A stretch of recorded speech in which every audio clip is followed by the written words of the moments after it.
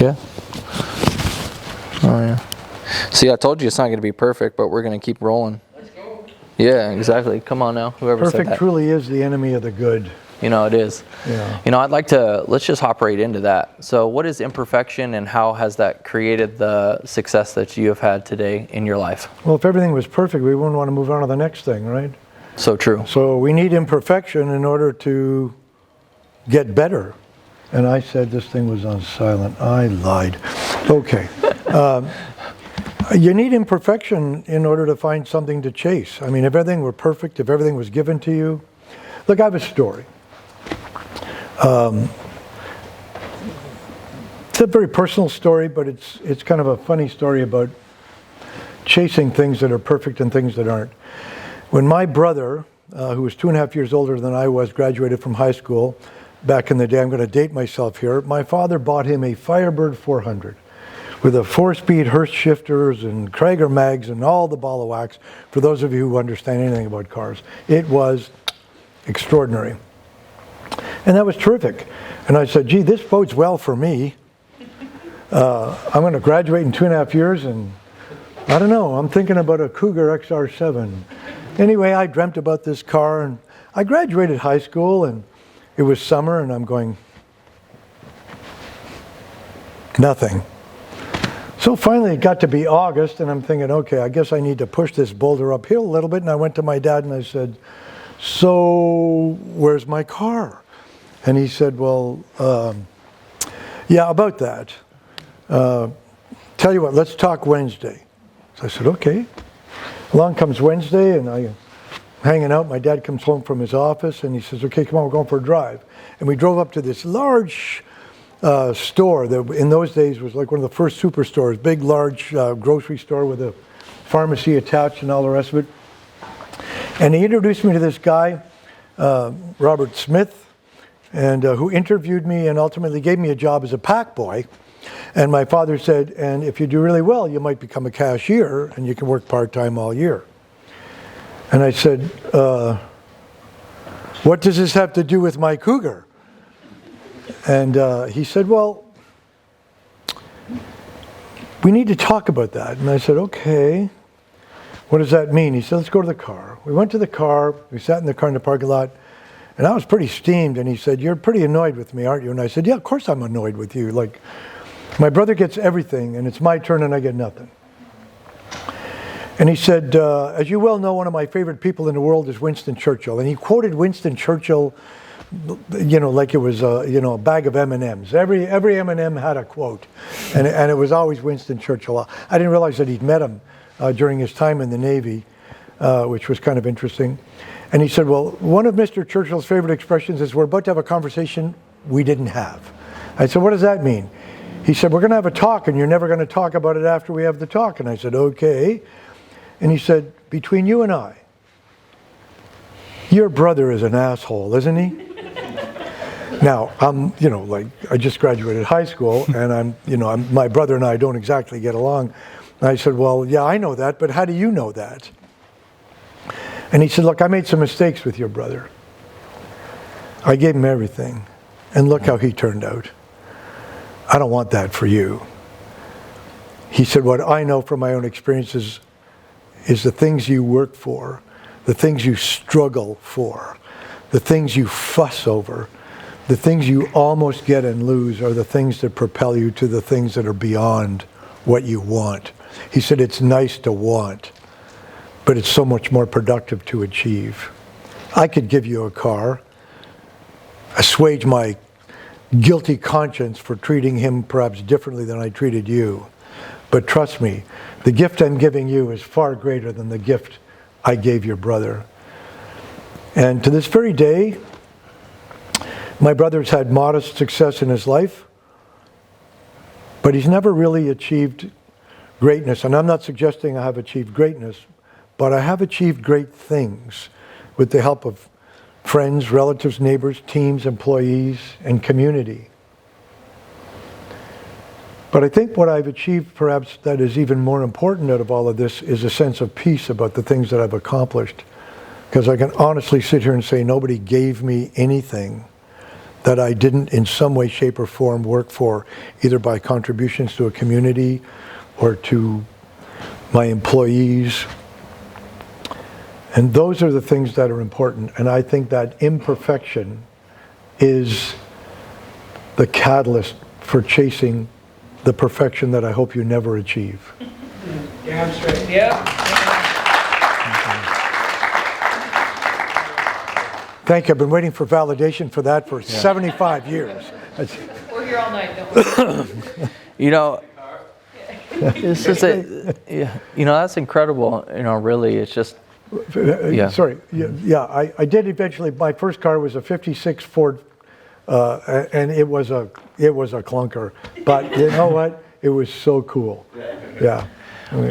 Something is probably, you've probably heard the term delayed gratification, correct? Of course. Because it's something that we all strive for, and I just did a video earlier today about it is not glamorous on the way to the top of a mountain. It's really glamorous when you get to the top and you're able to see the view, right? But it's the grit, and it's one step at a time. So share with us a little bit about how you've installed that into the culture of the companies that you have ran and how that translates to bottom line. I don't know that you can instill a culture. I think you can lead your way to a culture. And I think the only way you can do that is to, one, sort out who you are. What's important to you? What are your priorities? And I can tell you that in the first company I owned, I was a screamer. I yelled at everybody.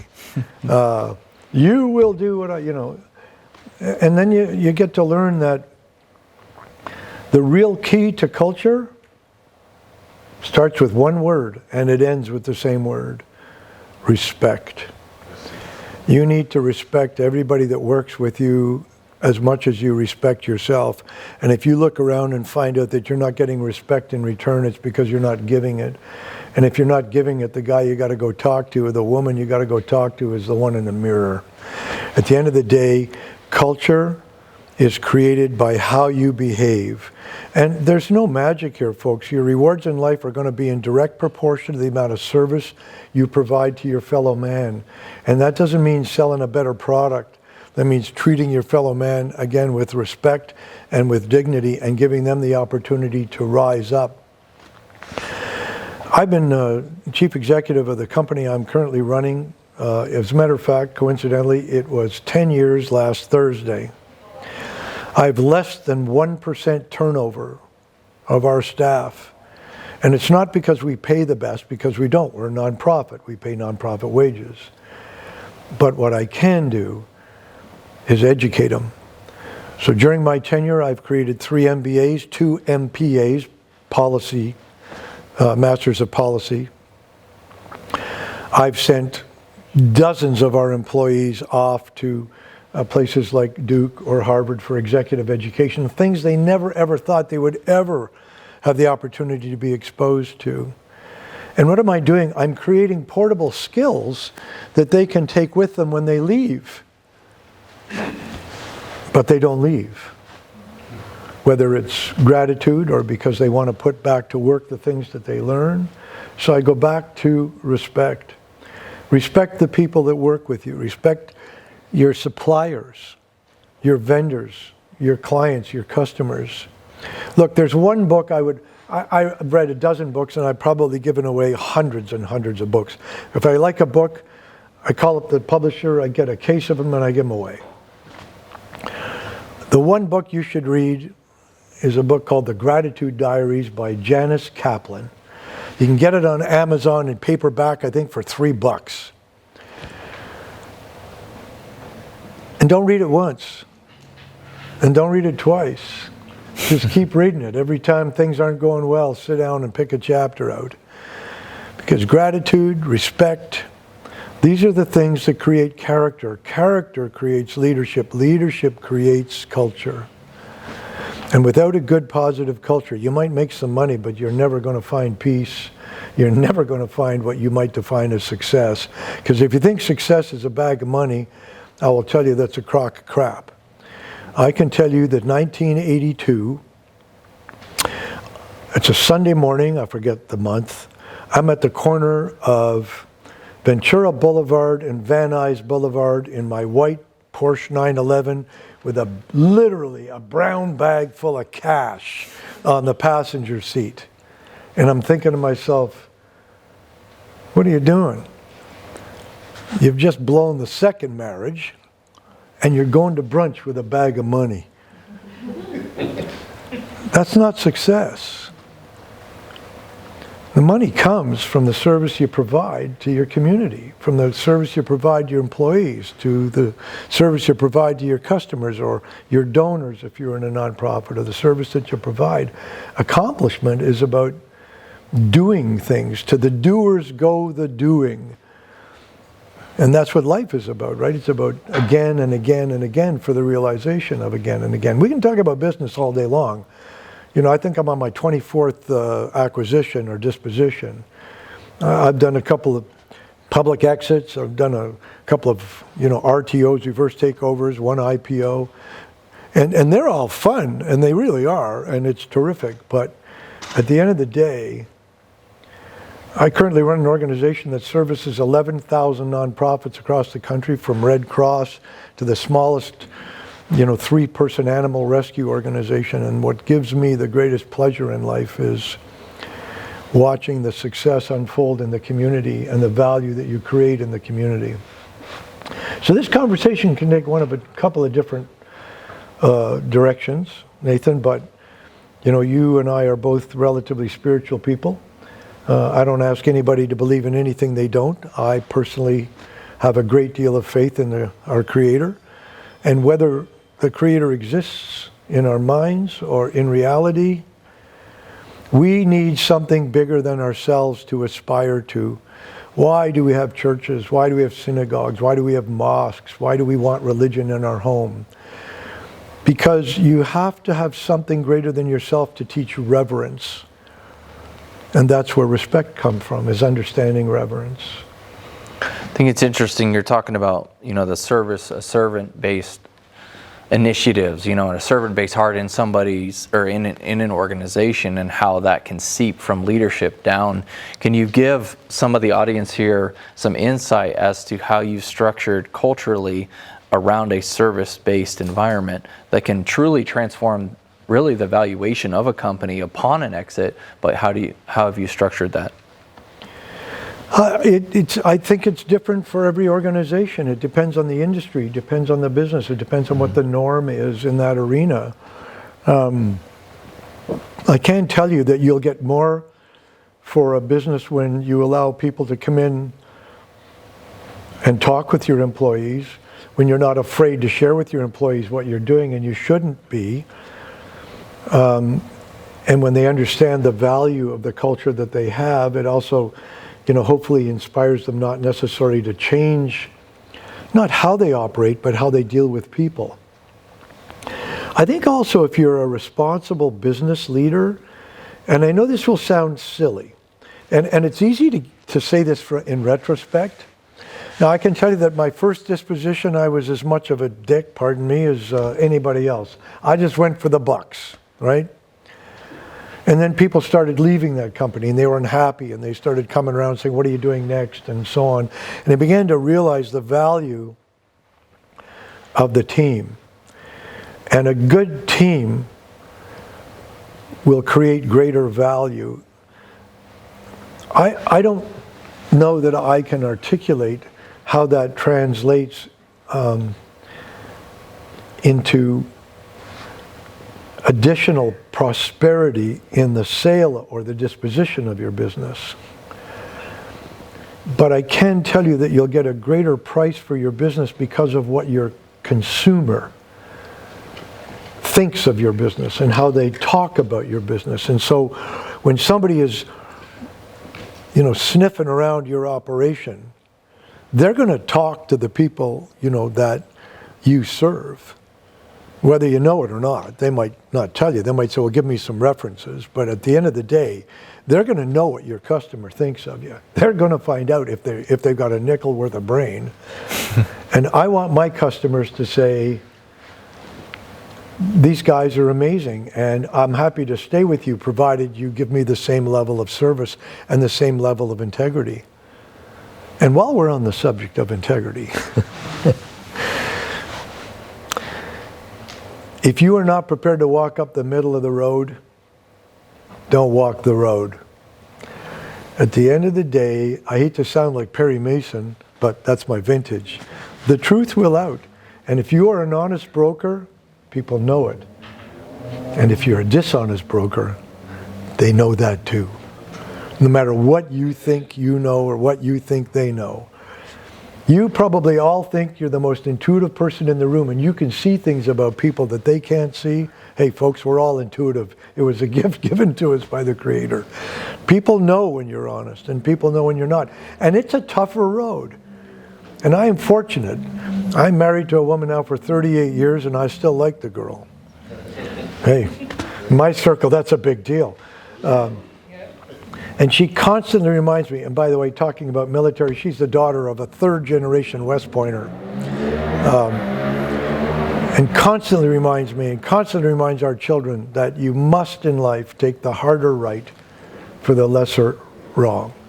You can't take the easier road. There's no easy road. You want to be successful, there's no easy road. That's good. That's good. You guys enjoying it? Yeah.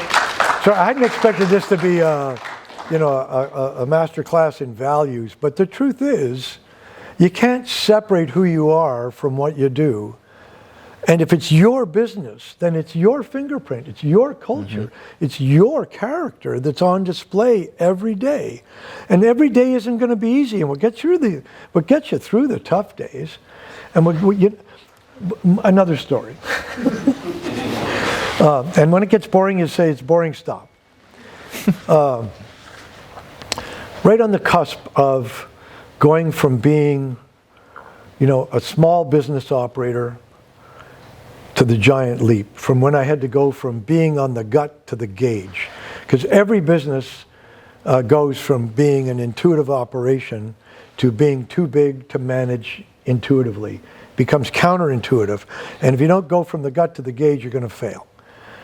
It's just the way it is. Things get so big, so unruly, you've got to use the data. And that takes a completely mindset.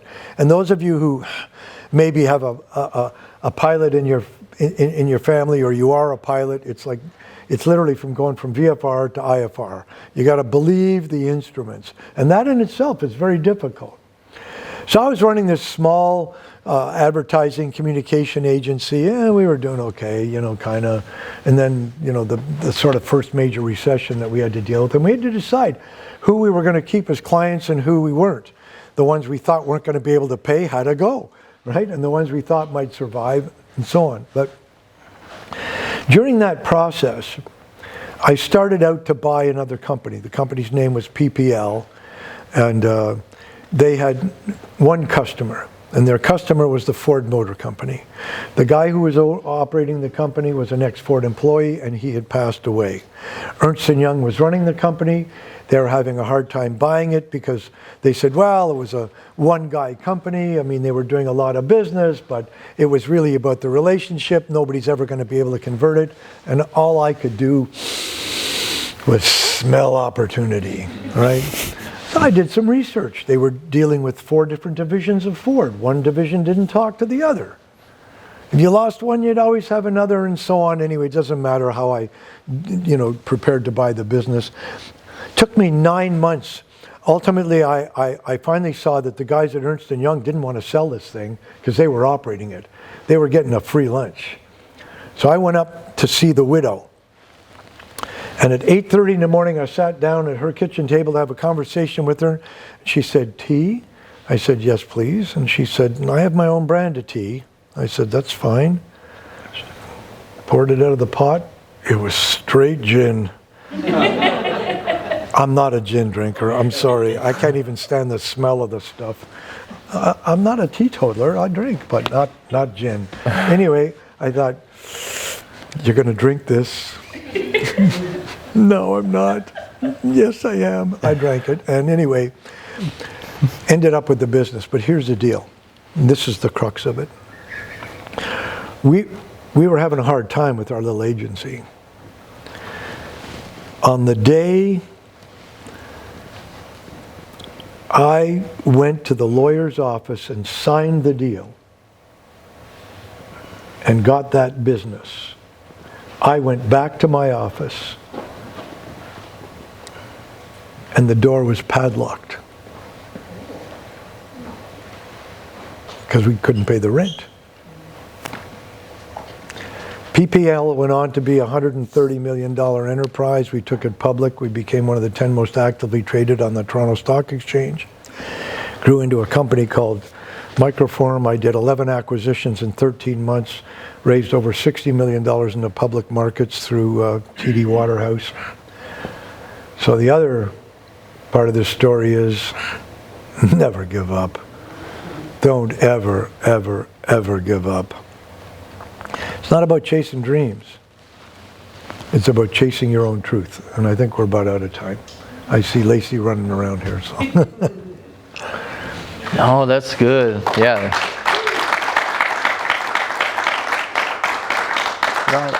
I'd like to open up. We got 5 minutes for Q&A, for Howard. And, obviously some of the things we'll listen to tonight is more tactical in nature. We have somebody else that's going to deliver upon your exit, tax strategy and whatnot. But I wanted to also bring a human element, to what you brought today as well. And I think that's extremely important because humans buy humans. We talked about that earlier. And so anyone has any questions for Howard about his past right here?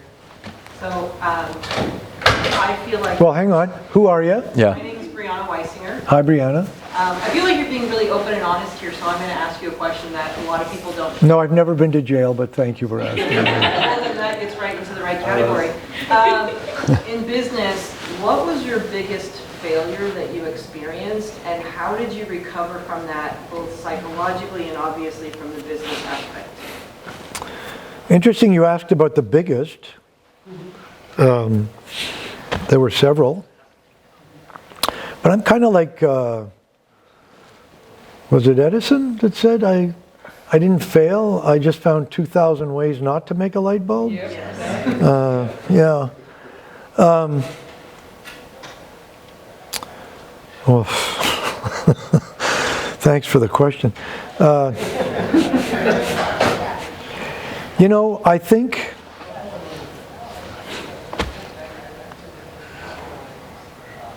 there were a lot. I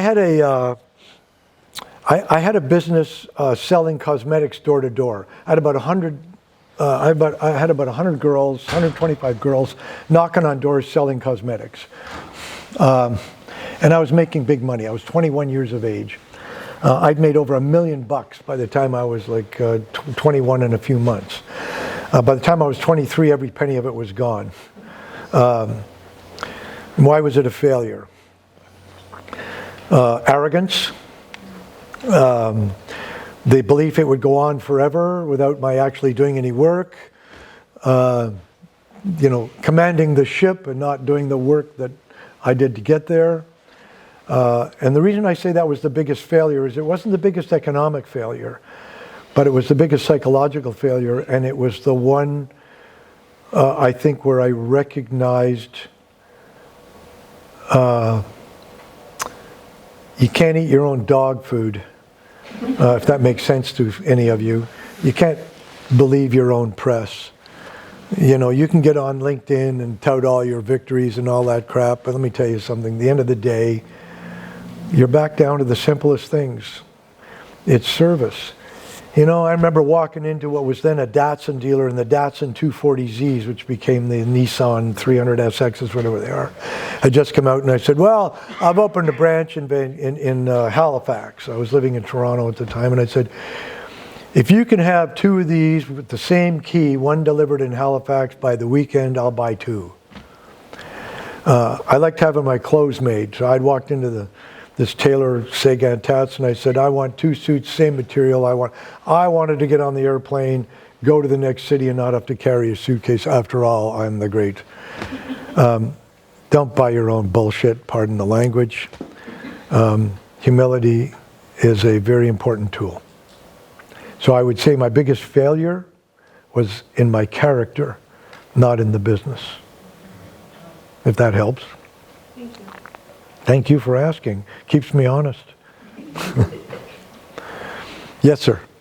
Hey, how's it going? I'm over here, Josh, my partner Jovan, over here at Rain Capital. When you said that, obviously culture and respect and all that good stuff, but when you're looking to hire, how do you differentiate between people that you're just trying to onboard and obviously it's a performance-based business? How do you deal with something like that when people don't perform? Well, things are a little different for me now. We've got a pretty large HR department and so on, so I don't necessarily talk to everybody unless they're going to be sort of interacting with the C-suite. But in the day when I did interact with every individual, you do the obvious questions. Are they qualified? I always like to give them technical tests. If they said they were experienced at this or that, show me. But then I would, come around the other side of the desk and sit sort of alongside them, and we'd have a chat. We'd talk. And, just tell me about yourself. You got siblings? How do you get along with them? The guy who tells you everything in his life is perfect, he's full of horse bucky, right? and unless you're running a horse ranch, you don't need horse bucky. You have to take the time. You can't, again, it's about respect. Hiring the wrong person is not just bad for you, it's bad for them. You can't rush it.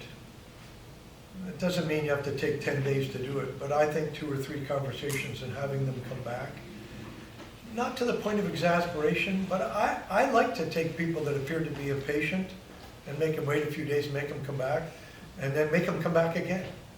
And depending on the attitude they come back with, it tells you a lot about them. Some of them don't come back for the 3rd time. You say, That's awesome. well, it's worth the investment to know who you're hiring and what their sense of integrity is. I will tell you that I have people working for us now, even in fiduciary responsibilities, that did time for bank robbery. But when you talk to them about their story and why they robbed the bank and how they robbed it, how stupid they were. They obviously weren't bank robbers. They were in a period of desperation in their lives. And when you put a plate of milk down for a kitty that's been stuck outside for 2 weeks, that breeds a degree of loyalty. And again, when you can offer them respect and give them an opportunity to regain their own self-respect, that person is going to work with you to improve their lives. And again, it's about respect. So I think that's where I go. I go to who they are. And I've made mistakes, obviously. But Thank you. We'll take one more in the back right over here. Me? Yes, ma'am. Sure. Yes. I'm sure you've experienced decision fatigue. How do you handle the millions of decisions as a startup or a business owner? Well, I'm 75, and I'm not sure I've made a million decisions, other than whether I'm turning left or right. I honestly don't know that I can answer the question. And the reason I say that is I think every major decision that you're going to make has so many different features. But I go back to the fact that I'm a high time pilot. I learned to fly I started to learn to fly when I was 13 in a link trainer. And I remember the day I did my first solo. I'll try and make this brief. I realized something. One, I didn't soil my pants, but I was pretty close to it. I was scared to death. Now, I don't know what you know about airplanes, but on the ground we can go right, left, we can go kind of up, down. But in an airplane, you got a thing called pitch, roll, and yaw. And I thought to myself, I'm never going to think about a problem the same way again, because I know there are lots of things that we don't see when we're stuck on this one little plane. And I look at a compass, and I realize that there's 360 degrees on a compass rose. And if I'm going from here to the door, it doesn't really matter. But if I want to travel 1,000 miles, 1 degree can mean I miss my target by 100 miles, literally. Now, when you're looking for a runway, you know, that's 60 feet wide, you know, and 5,400 feet long, it sounds big, but on the surface of the earth, it's not real big. And at some point, you're going to run out of fuel. So you better know what that flight plan is to get you there. And so I don't know that I can tell you there's any one way to solve a problem, because it depends on who you are and how you perceive a problem and what the problem is. But I can tell you this: don't let anybody rush you. And the more they rush you, the slower you go. I'm not normally a pragmatic person, but I approach my problems pragmatically. I like to lay them out. I like to write them down on a board, like literally a whiteboard. What it is, what I want it to be, what's missing in the middle. And you also have to be prepared to understand that mistakes are learning opportunities, and you can get annoyed with yourself, but take the lesson and move the heck on, period. Don't ever, ever get stuck on something you did right or something you did wrong. Both of those, as Mr. Kipling said, are imposters. And go for the peace. That's awesome. Let's give Howard a round of applause.